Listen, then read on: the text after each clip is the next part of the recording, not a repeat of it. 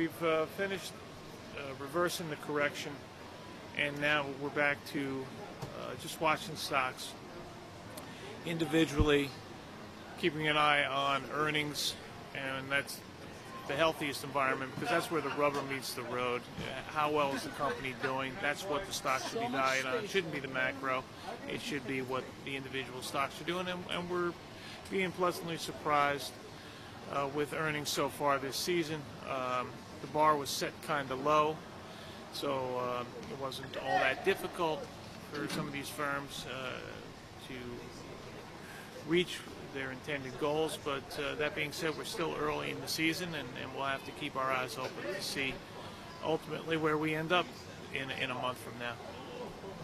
So the Federal Reserve isn't that very important?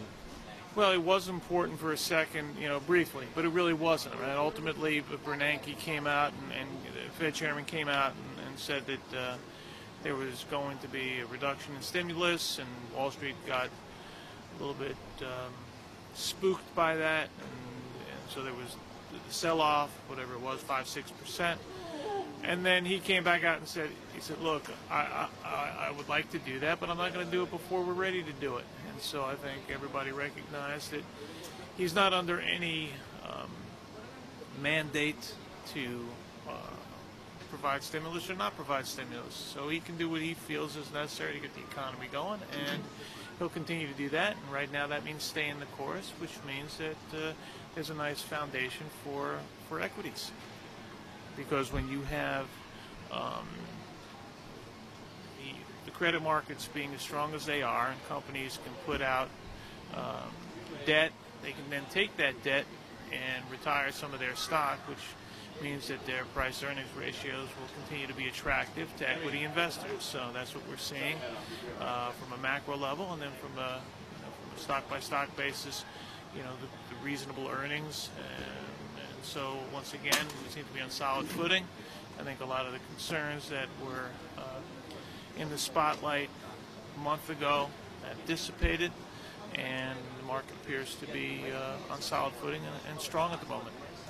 So what are you buying?